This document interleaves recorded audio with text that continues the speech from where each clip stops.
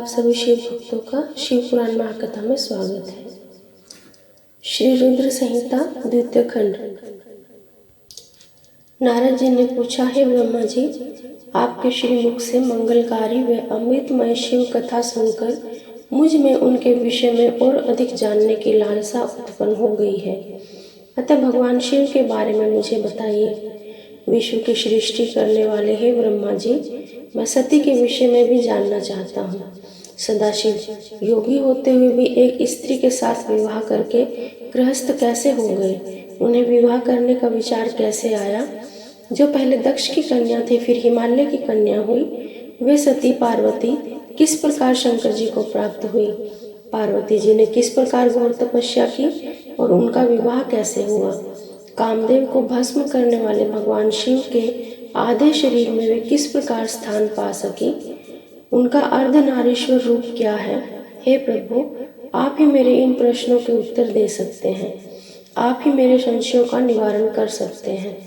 ब्रह्मा जी ने कहा, हे नारद जी, देवी सती और भगवान शिव का शुभ यश परम पावन, दिव्य और गोपनीय है। उनके रहस्य को वही समझते हैं। सर्वप्रथम तुम्हारी प्रार्थना पर मैं सती के चरित्र को बताता हूँ। मेरे पहले एक कन्या पैदा हुई जिसे देखकर मैं काम पीड़ित हो गया। तब रुद्र ने धर्म का स्मरण कराते हुए मुझे बहुत धिक्कारा। फिर वे अपने निवास कैलाश पर्वत को चले गए। उन्हें मैंने समझाने की कोशिश की, परंतु मेरे सभी प्रयत्न निष्फल हो गए। तब मैंने शिवजी की आराधना की। शिवजी ने मुझे समझाया, परंतु मैंने हट नहीं छोड़ा। फिर रुद्रदेव को मोहित करने के लिए शक्ति का उपयोग करने लगा। मेरे पुत्र दक्ष के यहाँ सती का जन्म हुआ। वह दक्ष सुता उमा नाम से उत्पन्न होकर कठिन तप करके रुद्र की स्त्री हुई। रुद्र ने गृहस्थ आश्रम में सुखपूर्वक समय व्यतीत किया। उधर शिव जी की माया से दक्ष को घमंड हो गया और वह महादेव जी की निंदा करने लगा। दक्ष ने एक विशाल यज्ञ का आयोजन किया। उस यज्ञ में दक्ष ने मुझे, विष्णु जी को, सभी देवी देवताओं को और ऋषि मुनियों को निमंत्रण दिया, परंतु महादेव शिव जी अपनी पुत्री सती को उस विशाल यज्ञ का निमंत्रण नहीं दिया। सती को जब इस बात की जानकारी मिली तो उन्होंने शिव चरणों में वंदना कर उनसे दक्ष यज्ञ में जाने की इच्छा प्रकट की। भगवान शिव ने देवी सती को बहुत समझाया कि बिना बुलाए ऐसे आयोजनों में जाना अपमान और अनिष्ट कारक होता है, लेकिन सती जी ने जाने का हठ किया। शिव ने भाभी को देखते हुए आज्ञा दे दी। शिव सर्वज्ञ है। सती पिता के घर चली गई। वहां यज्ञ में महादेव जी के लिए भाग न देख और अपने पिता के मुख से अपने पति की घोर निंदा सुनकर उन्हें बहुत क्रोध आया। वे महादेव की निंदा सहन न कर सकी और उन्होंने उसी यज्ञ कुंड में कूदकर अपना शरीर त्याग दिया।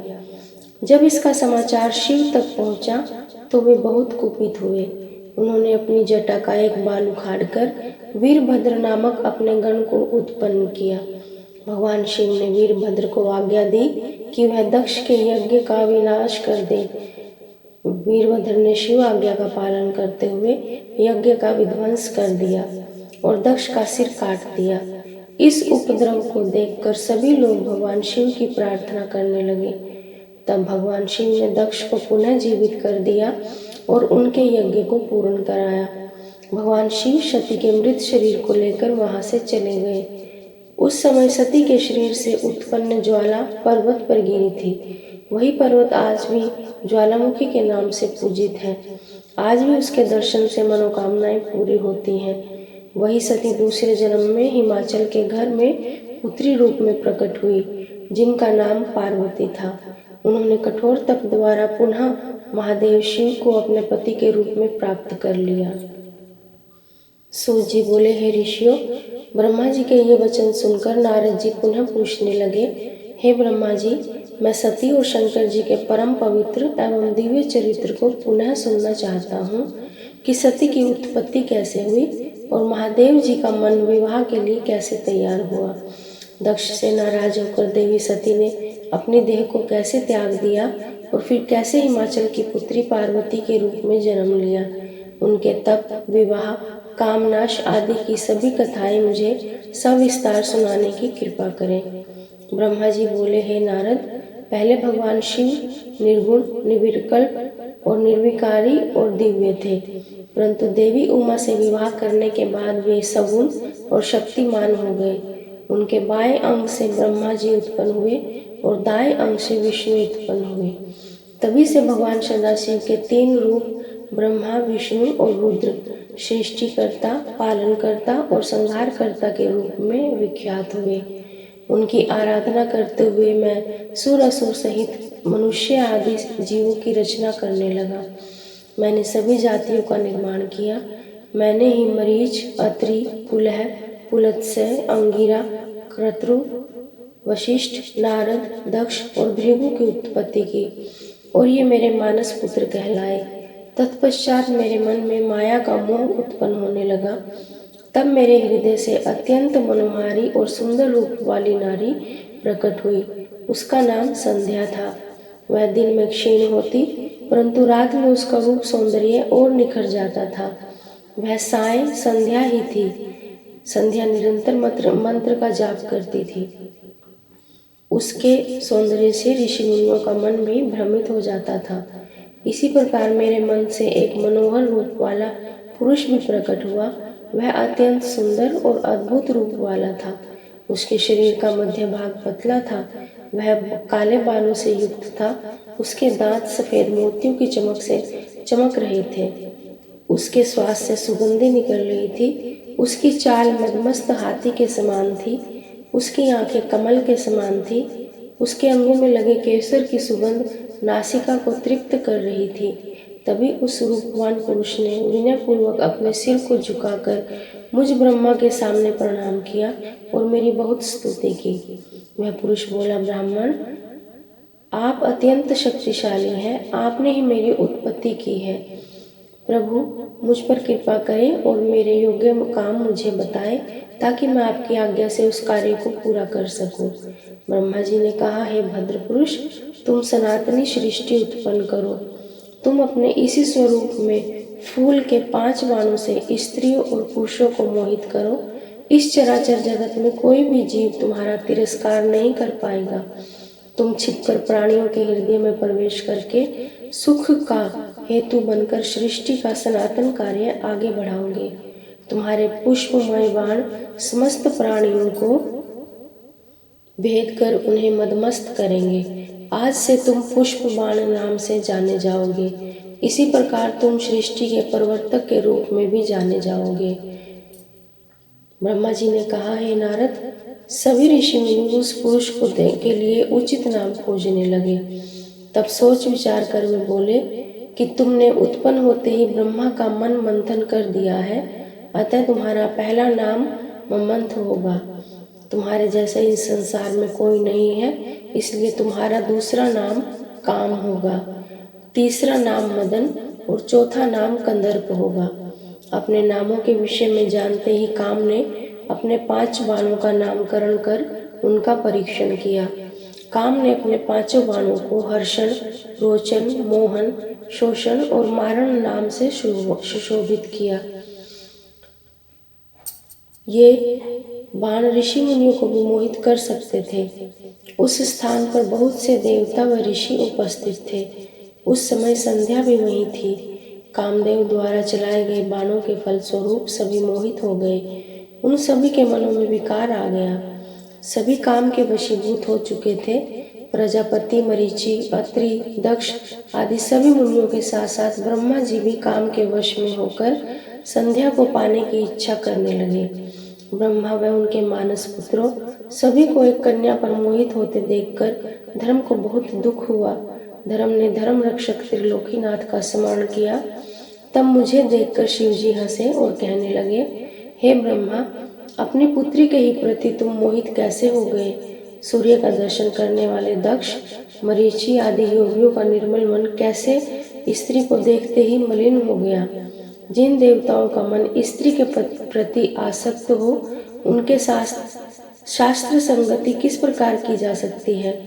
इस प्रकार शिव के वचन सुनकर मुझे बहुत लज्जा का अनुभव हुआ और मेरा पूरा शरीर पसीने पसीने हो गया। मेरे विकार समाप्त हो गए, परंतु मेरे शरीर से जो पसीना नीचे गिरा उससे पितृगणों की उत्पत्ति हुई। उससे 64,000 आग्नेयश्वातो पितृगण उत्पन्न हुए और 86,000 बहिर्षद पितर उत्पन्न हुए। एक सर्वगुण संपन्न अति सुंदर कन्या भी उत्पन्न हुई, जिसका नाम रति था। उसका रूप सौंदर्य देखकर ऋतुवादी स्खलित हो गए एवं उससे अनेक पितरों की उत्पत्ति हुई। इस प्रकार संध्या से बहुत पितरों की उत्पत्ति हुई। शिवजी के वहां से अंतर ध्यान होने पर मैं काम पर बहुत क्रोधित हुआ। मेरे क्रोध होने पर काम ने वह बाण वापस खींच लिया। बाण के निकलते ही मैं क्रोध की अग्नि से जलने लगा। मैंने काम को शिव बाण से भस्म होने का शाप दे डाला। यह सुनकर काम और रति दोनों मेरे चरणों में गिर पड़े और मेरी स्तुति करने लगे तथा क्षमा याचना करने लगे। तब काम ने कहा, हे प्रभु, आपने ही तो मुझे वर देते हुए कहा था कि ब्रह्मा विष्णु रुद्र समेत सभी देवता ऋषि मुनि और मनुष्य तुम्हारे वश में होंगे। मैं तो सिर्फ अपनी उस शक्ति का परीक्षण कर रहा था, इसलिए मैं निरपराध हूँ। प्रभु मुझ पर कृपा करें, इस शाप के प्रभाव का समाप्त करने का उपाय बताएं। इस प्रकार काम के वचनों को सुनकर ब्रह्मा जी का क्रोध शांत हुआ। तब उन्होंने कहा कि मेरा शाप झूठा नहीं हो सकता, इसलिए तुम महादेव के तीसरे नेत्र रूपी अग्निबाण से भस्म हो जाओगे। परंतु कुछ समय पश्चात जब शिव जी विवाह करेंगे, अर्थात उनके जीवन में देवी पार्वती आएंगी, तब तुम्हारा शरीर तुम्हें पुनः प्राप्त हो जाएगा। नारद जी ने पूछा, हे ब्रह्मा जी, इसके पश्चात क्या हुआ? आप मुझे इससे आगे की कथा भी बताइए। भगवान काम और रति का विवाह हुआ या नहीं? आपके शाप का क्या हुआ? इसके बारे में भी मुझे सविस्तार बताइए। ब्रह्मा जी बोले, शिव जी के वहां से अंतर ध्यान हो जाने पर दक्ष ने काम से कहा, हे कामदेव, आपके ही समान गुणों वाली परम सुंदरी एवं सुशीला मेरी कन्या को तुम पत्नी के रूप में स्वीकार करो। मेरी पुत्री सर्वगुण संपन्न है तथा हर तरीके से आपके लिए सुयोग्य है। हे महातेजस्वी मनोभाव, यह हमेशा तुम्हारे साथ रहेगी और तुम्हारी इच्छा अनुसार कार्य करेगी। यह कहकर दक्ष ने अपनी कन्या, जो उनके पसीने से उत्पन्न हुई थी, उसका नाम रति रख दिया। तत्पश्चात कामदेव और रति का विवाह सोल्लास संपन्न हुआ। हे नारद, दक्ष की पुत्री रति बड़ी रमणीय और परम सुंदरी थी। उसका रूप लावण्य मुनियों को भी मोह लेने वाला था। रति से विवाह होने पर कामदेव अत्यंत प्रसन्न हुए। वे रति पर पूर्ण मोहित थे। उनके विवाह पर बड़ा उत्सव हुआ। प्रजापति दक्ष पुत्री के लिए सुयोग्य वर पाकर बहुत खुश थे। दक्ष कन्या देवी रति भी कामदेव को पाकर धन्य हो गई थी। जिस प्रकार बादलों में बिजली शोभा पाती है, उसी प्रकार कामदेव के साथ रति शोभा पा रही थी। कामदेव ने रति को अपने हृदय सिंहासन में बिठाया तो रति भी कामदेव को पाकर उसी प्रकार प्रसन्न हुई, जिस प्रकार श्री हरि को पाकर देवी लक्ष्मी। उस समय आनंद और खुशी से सरोबार कामदेव व रति भगवान शिव का शाप भूल गए। सूत जी कहते हैं, ब्रह्मा जी का यह कथन सुनकर महर्षि नारद बड़े प्रसन्न हुए और हर्षपूर्वक बोले, हे महामते, आपने भगवान शिव की अद्भुत लीला मुझे सुनाई है।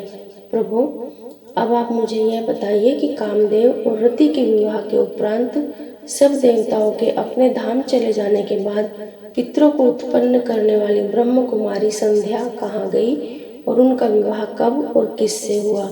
संध्या के विषय में मेरी जिज्ञासा शांत करिए। सूत जी बोले, हे ऋषियों, नारद जी के इस प्रकार प्रसन्न करने पर ब्रह्मा जी ने कहा, हे मुने, संध्या का चरित्र सुनकर समस्त कामनियां सती साध्वी हो सकती हैं। वह संध्या मेरे मानस पुत्री थी, जिसने घोर तपस्या करके अपना शरीर त्याग दिया था। फिर वह मुनि श्रेष्ठ मेधातिथि की पुत्री अरुंधति के रूप में जन्मी। संध्या ने तपस्या करते हुए अपना शरीर इसलिए त्याग दिया था क्योंकि वह स्वयं को पापिनी समझती थी। उसे देखकर स्वयं उसके पिता और उसके भाइयों में काम की इच्छा जागृत हुई थी। तब उसने इसका प्रायश्चित करने के बारे में सोचा तथा निश्चय किया कि वह अपना शरीर वैदिक अग्नि में जला देगी, जिससे मर्यादा स्थापित हो। भूतल पर जन्म लेने वाला कोई भी जीव तरुण अवस्था में काम के प्रभाव में नहीं आ पाएगा। यह मर्यादा स्थापित कर मैं अपने जीवन का त्याग कर दूंगी। ऐसा मन में विचार करके संध्या चंद्रभागा नदी नामक पर्वत पर चली गई। यहीं से चंद्रभागा नदी का आरंभ हुआ। इस बात का ज्ञान होने पर मैंने वेद शास्त्रों के पारंगत विद्वान, सर्वज्ञ और ज्ञान योगी पुत्र वशिष्ठ को वहां जाने की आज्ञा दी। मैंने वशिष्ठ जी को संध्या को विधि पूर्वक दीक्षा देने के लिए वहां भेजा था। नारद, चंद्रभाग पर्वत पर एक देव सरोवर है जो जलाशयोचित गुणों से पूर्ण है। उस सरोवर के तट पर बैठी संध्या इस प्रकार सुशोभित हो रही थी जैसे प्रदोष काल में उदित चंद्रमा और नक्षत्रों से युक्त आकाश शोभा पाता है। तभी उन्होंने चंद्रभागा नदी का भी दर्शन किया। तब उस सरोवर के तट पर बैठी संध्या से वशिष्ठ जी ने आदर पूर्वक पूछा, हे देवी, तुम इस निर्जन पर्वत पर क्या कर रही हो? तुम्हारे माता पिता कौन है? यदि यह छिपाने योग्य न हो तो कृपया मुझे बताओ। यह वचन सुनकर संध्या ने महर्षि वशिष्ठ की ओर देखा। उनका दिव्य शरीर दिव्य तेज से प्रकाशित था। मस्तक पर जटा धारण किए वे कोई साक्षात पुण्यात्मा जान पड़ते थे। संध्या ने आदर पूर्वक प्रणाम करते हुए वशिष्ठ जी को अपना परिचय देते हुए कहा, ब्राह्मण, मैं ब्रह्मा जी की पुत्री संध्या हूँ। मैं इस निर्जन पर्वत पर तपस्या करने आई हूँ। यदि आप उचित समझे तो मुझे तपस्या की विधि बताइए। मैं तपस्या के नियमों को नहीं जानती हूँ, अतः मुझ पर कृपा करके आप मेरा उचित मार्गदर्शन करें। संध्या की बात सुनकर वशिष्ठ जी ने जान लिया कि देवी संध्या मन में तपस्या का दृढ़ संकल्प कर चुकी है। इसलिए वशिष्ठ जी ने भक्त वत्सल भगवान शिव का स्मरण करते हुए कहा, हे देवी, जो सबसे महान और उत्कृष्ट है और सभी के परम आराध्य हैं, जिन्हें परमात्मा कहा जाता है, तुम उन महादेव शिव को अपने हृदय में धारण करो। भगवान शिव ही धर्म, अर्थ, काम और मोक्ष के स्रोत हैं। तुम उन्हीं का भजन करो। ओम नमः शिवाय मंत्र का जाप करते हुए मौन तपस्या करो। उसके अनुसार मौन रहकर ही स्नान तथा शिव पूजन करो। प्रथम 2 बार छठे समय में जल को आहार के रूप में लो और तीसरी बार छठे समय आने पर उपवास करो। देवी, इस प्रकार की गई तपस्या ब्रह्मचर्य का फल देने वाली तथा अभीष्ट मनोरथों को पूर्ण करने वाली होती है। अपने मन में शुभ उद्देश्य लेकर शिव जी का मनन व चिंतन करो। वे प्रसन्न होकर तुम्हारी मनोकामना अवश्य पूरी करेंगे। इस प्रकार संध्या को तपस्या की विधि बताकर और उपदेश देकर मुनि वशिष्ठ वहां से अंतर्ध्यान हो गए। ब्रह्मा जी बोले, हे महाप्रज्ञ नारद, तपस्या की विधि बताकर जब वशिष्ठ जी चले गए तब संध्या आसन लगाकर कठोर तप शुरू करने लगी। वशिष्ठ जी द्वारा बताए गए विधान एवं मंत्र द्वारा संध्या ने भगवान शिव की आराधना करनी आरंभ कर दी। उसने अपना मन शिव भक्ति में लगा दिया और एकाग्र होकर तपस्या में मगन हो गई। तपस्या करते करते 4 युग बीत गए। तब भगवान शिव प्रसन्न हुए और संध्या को अपने स्वरूप के दर्शन दिए, जिसका चिंतन संध्या द्वारा किया गया था। भगवान का मुख प्रसन्न था, उनके स्वरूप से शांति बरस रही थी। संध्या के मन में विचार आया कि मैं महादेव की स्तुति कैसे करूं। इसी सोच में संध्या ने नेत्र बंद कर लिए। भगवान शिव ने संध्या के हृदय में प्रवेश कर उसे दिव्य ज्ञान दिया, साथ ही दिव्य वाणी और दिव्य दृष्टि भी प्रदान की। संध्या ने प्रसन्न मन से भगवान शिव की स्तुति की। संध्या बोली, हे निराकार परम ज्ञानी लोक श्रेष्ठा भगवान शिव, मैं आपको नमस्कार करती हूँ, जो शांत, निर्मल, निर्विकार और ज्ञान के स्रोत हैं, जो प्रकाश को प्रकाशित करते हैं। मैं उन भगवान शिव को प्रणाम करती हूँ, जिनका रूप अद्वितीय, शुद्ध, माया रहित, प्रकाशमान, सच्चिदानंदमय, नित्यानंदमय, सत्य, ऐश्वर्य से युक्त तथा लक्ष्मी और सुख देने वाला है। उन परमपिता परमेश्वर को मेरा नमस्कार है, जो सत्व प्रधान, ध्यान योग्य, आत्मस्वरूप, सारभूत, सबको पार लगाने वाले तथा परम पवित्र हैं। उन प्रभु को मेरा प्रणाम है।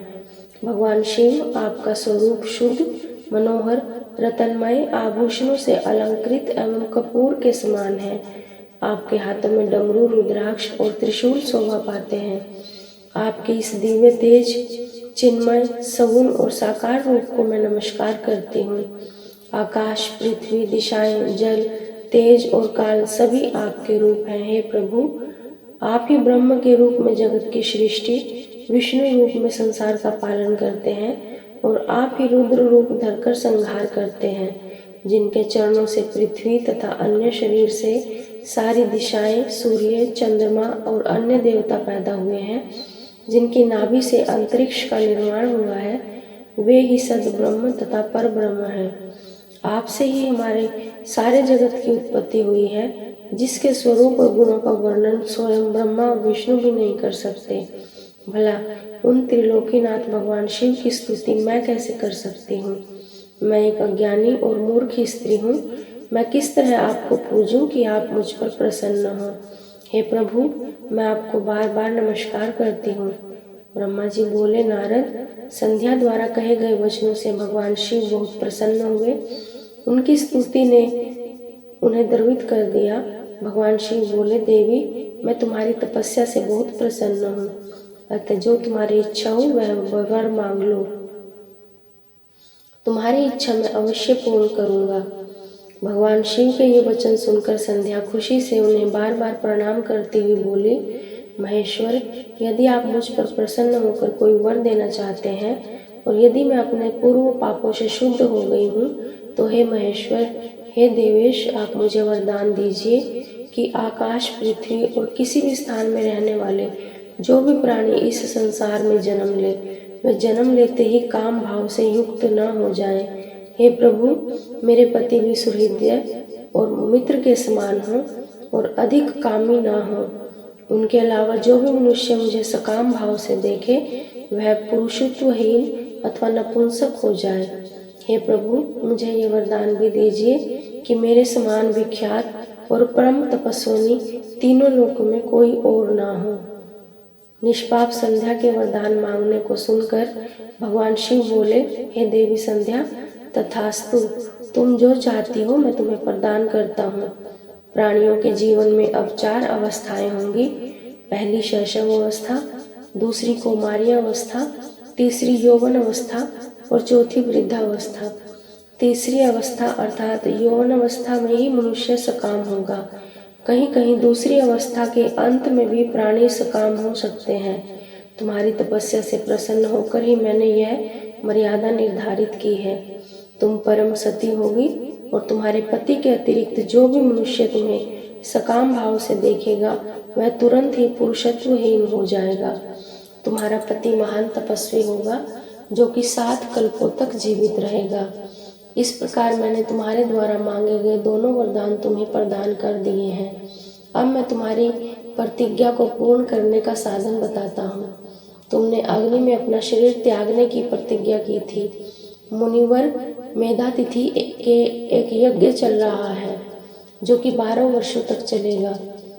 उसमें अग्नि बड़े जोरों से जल रही है। तुम उसी अग्नि में अपना शरीर त्याग दो। चंद्रभागा नदी के तट पर ही तपस्वियों का आश्रम है, जहाँ ये महान यज्ञ हो रहा है। तुम उसी अग्नि में प्रकट होकर मेधातिथि की पुत्री बनोगी। अपने मन में जिस पुरुष की इच्छा करके तुम शरीर त्यागोगी, वही पुरुष तुम्हें पति रूप में प्राप्त होगा। संध्या, जब तुम इस पर्वत पर तपस्या कर रही थी, तब त्रेता युग में प्रजापति दक्ष की बहुत सी कन्याएं हुई। उनमें से 27 कन्याओं का विवाह उन्होंने चंद्रमा से कर दिया। चंद्रमा उन सब को छोड़कर केवल रोहिणी से प्रेम करते थे।